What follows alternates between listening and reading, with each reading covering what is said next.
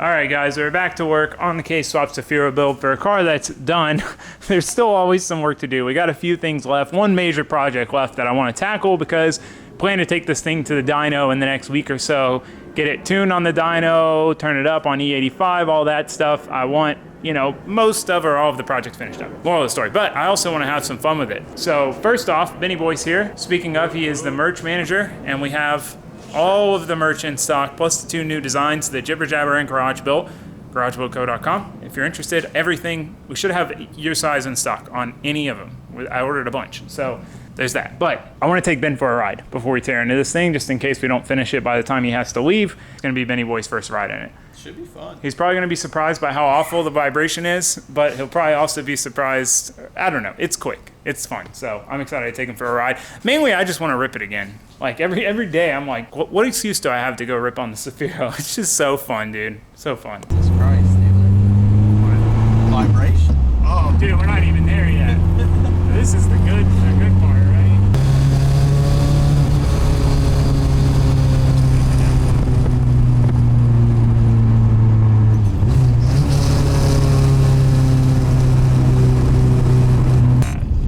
That sounds scary.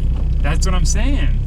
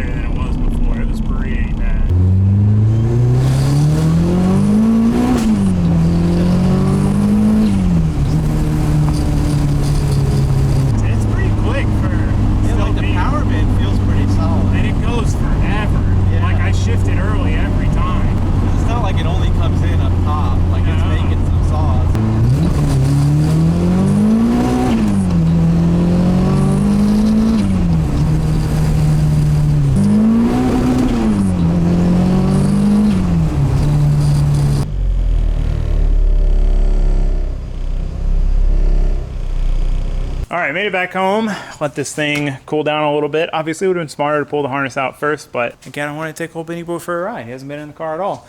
So fun. I got to sort out that vibration. That is the one thing. Otherwise, this car would be perfect.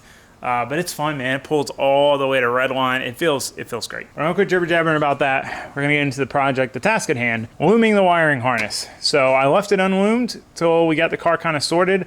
I still think I might add like an oil temp gauge and some other odds and ends, but it might not be for a bit. So I'm just gonna go ahead and loom it again because we're taking it to the dyno. We're gonna get it hot. I'm gonna drift it more as soon as I can. So it's time. It's time. I'm gonna try not to pull the harness all the way out because we can get all the way to the already loomed portion with it in the car, and it'll be a little easier to kind of determine how I want to do all the splits with it in the car as opposed to out of the car. That's my excuse, at least, for not pulling it out of the car. So I'm gonna start tearing it apart and getting to it. Oh, for a loom, we have, this is pretty cool. Holly recently came out with this. We have their fireproof loom. So it's like a Nomex material.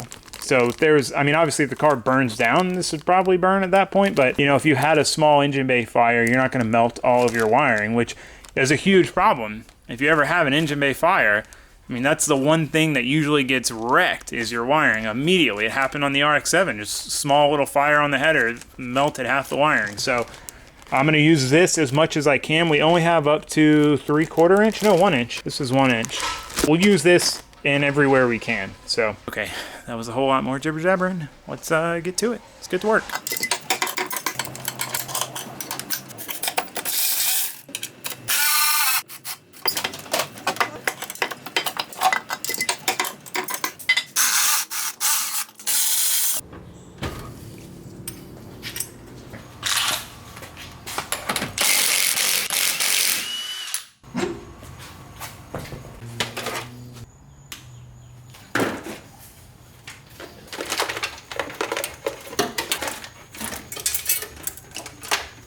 So I'm gonna tape everything with the Tessa tape, the cloth tape stuff that they use for like German car wiring harnesses. Tape everything first just so everything's nice and consistent, and then loom what we can.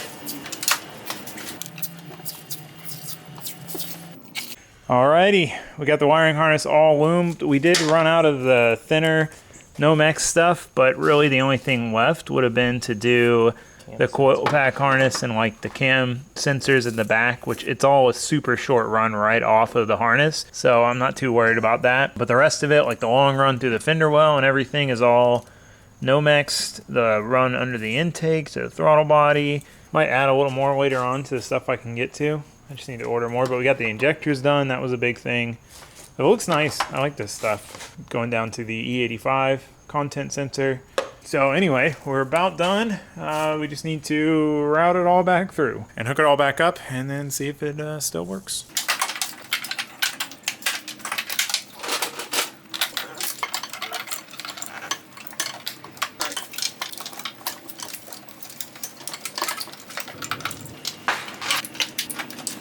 All right, I think we're ready to throw the battery back in here.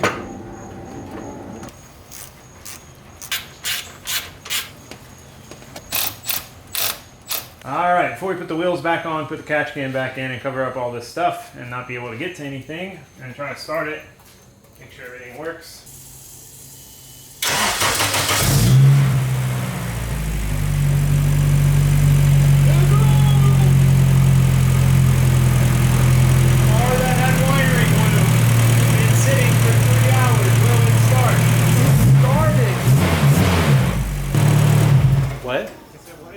I didn't do anything to your hub, bro. All right, well, we finished it up, got everything loomed up, it runs. We are all good to go. I'm so satisfied with this. I really like this split loom. Like, not even just for the fireproof capability, but it just looks nicer than a lot of split loom. It looks a lot more complete. Anyway, it is nice to know that if we do have a small fire, most of the important stuff that should be near fire is protected. So we got all that done. So me and old Benny Boy decided to go for a nice long drive, really kind of put the car through its paces, street driving, beating on a little bit, of course, you know, we kind of have to, but just a nice cruise. And I wanted to take him on a trip down memory lane for me, and we went back to my original drift spot that I found when I was first getting into drifting and trying to find a place to practice. I had found this spot for these two corners, didn't even think about drifting in the open lot, and it became a spot, you know, and it made a lot of memories. So we went back there. I wanted to check it out. I haven't been there in probably 5-8 years now, and it was a lot busier than it used to be. There's a lot of companies here, and you know, I'm getting older, man. I think about things more than I used to, and it's not even so much about worrying about the risk, but you know, there's people there working, and I just don't want to be that guy ripping up their parking lot. So I wanted to send it, have some street skids, enjoy this car as the quote-unquote street car that it is, but decided, you know what, let's do it another day. Not in broad daylight, not in such a busy place, but it was fun to go down there and check it out anyway.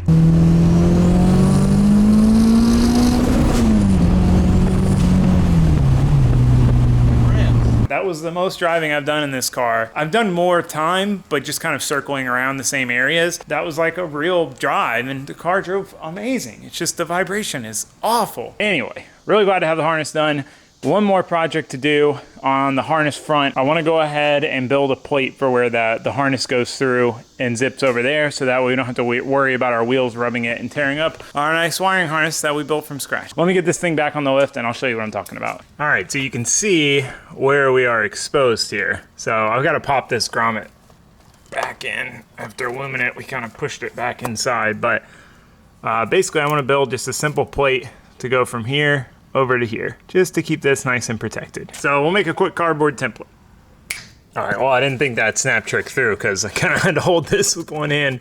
But here we go, super simple. I'll round the corners off. It should be pretty easy. We can use these holes. I'll probably have to drill them out a little more, toss some rib nuts in them, transfer punch, yada, yada, yada. Enough jibber jabber, let's get to work.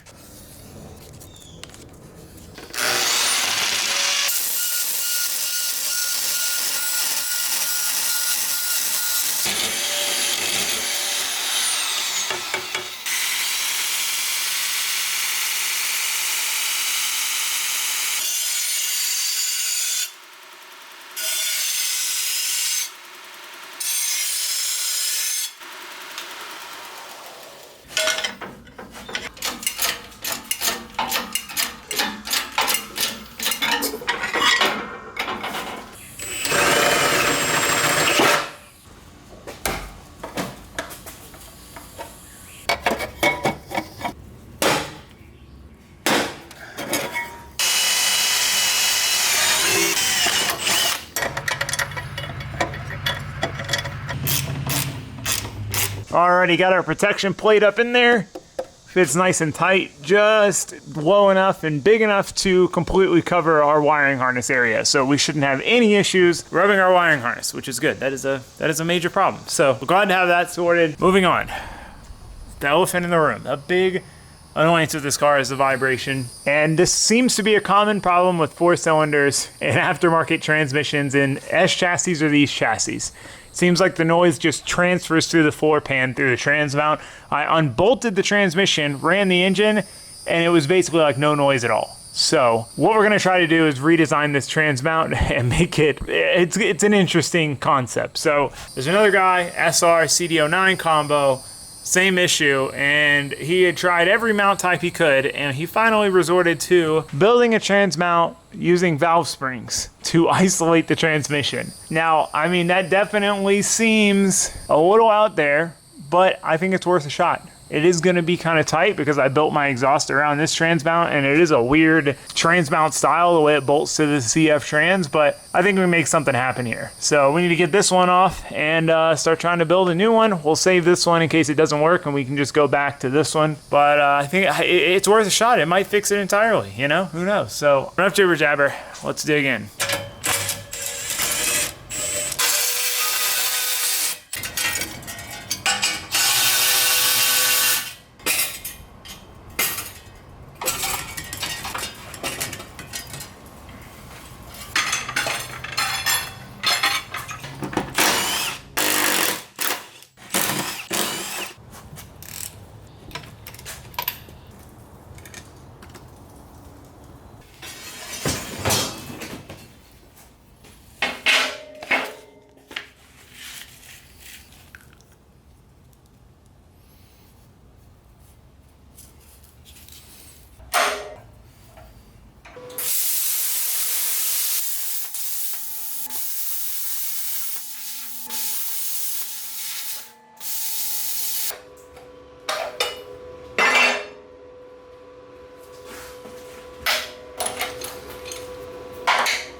All right, we got our plate cut.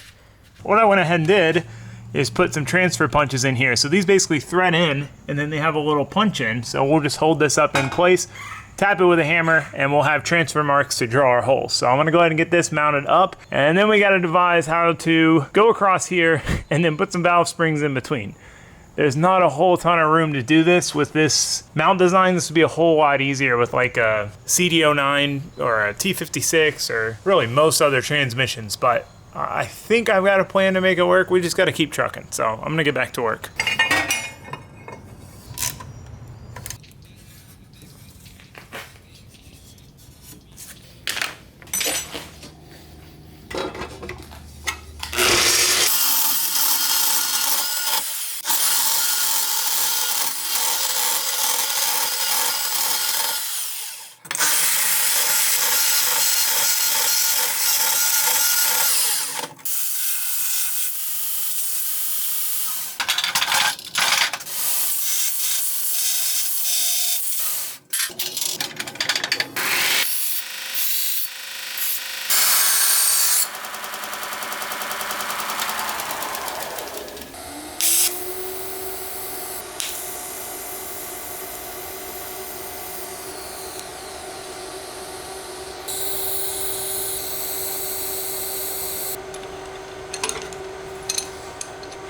All right, here's what we've got. We've got our brackets bolting into the car. We got our plate on the trans. Now we just need to build the confusing, complicated part in between, hopefully clearing the exhaust so I don't have to redo it. These bolts kind of really throw a wrench in things. It would be, I would redo the exhaust if I could keep this all low, but we're gonna have to kind of, I think, split the valve springs to each side of the drive shaft and have it tucked up a little higher. I think it'll work, I do, but I need the valve springs now to help determine what height everything needs to be. So I have had plenty of stock LS valve springs lying around, but I tossed them because I'm like, what the hell am I gonna do with some stock valve springs? I'm not putting stock valve springs back in a motor. Well, I could use those stock valve springs. So what I'm gonna do, I'm hoping this motor actually still has valve springs in it. We're about to find out. This is the motor out of the RX-7. Oh. The one that had low oil pressure. Turned out to be bad cam bearings, or a bad cam bearing. This is like my rainy day motor. If I ever needed something to just toss in.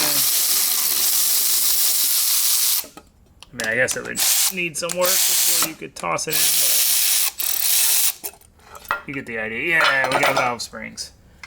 All right, sweet.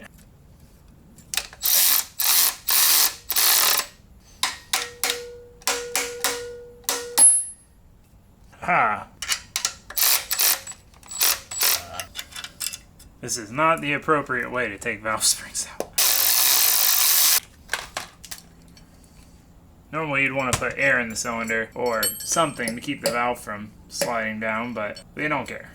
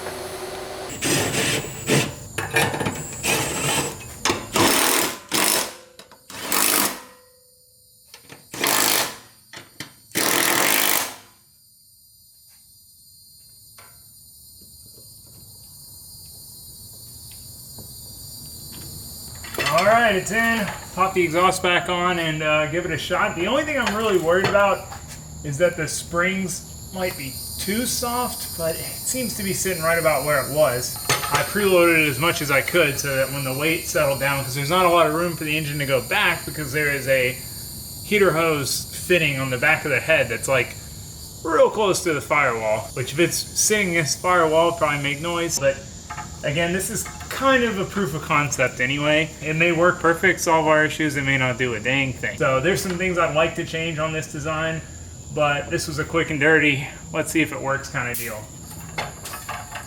So let's see if it works.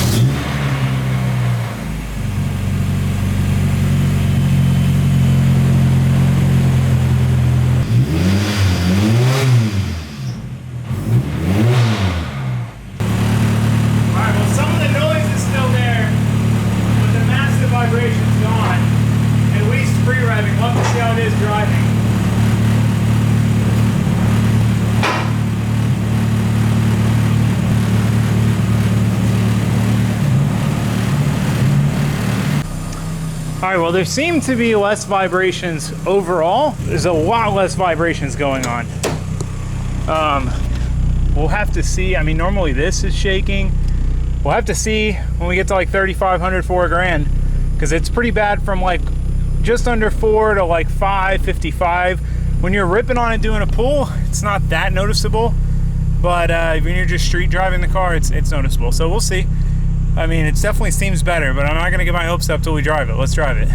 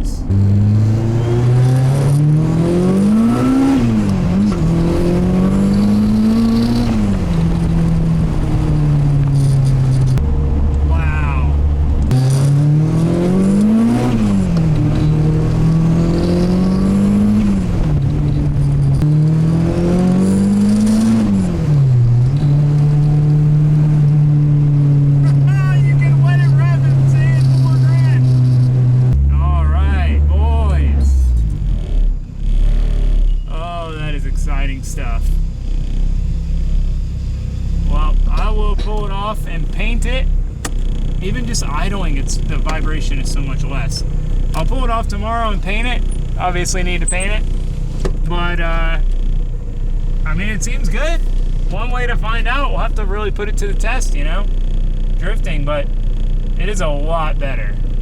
Like I said, this would be just shaking like crazy before. And if you get like any bit of RPM, like now it's pretty much gone. It's just the resonance at idle.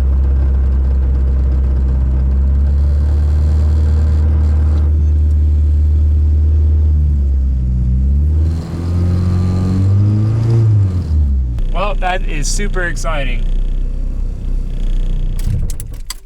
I am so glad to have that done. The wiring harness is loom. We don't have to worry about that. I would say no more vibration, but it's not completely gone, but it is insanely better. So I'm gonna go ahead and end it here. We got some wheels on the way and some aesthetic stuff, but otherwise this thing's about wrapped up. We just gotta drive it and beat on it a whole lot more and see what else we need to fix, because there will be things. But for now, that's a wrap. Hope to see you guys next time. Thanks for watching. Thanks for subscribing. Goodbye.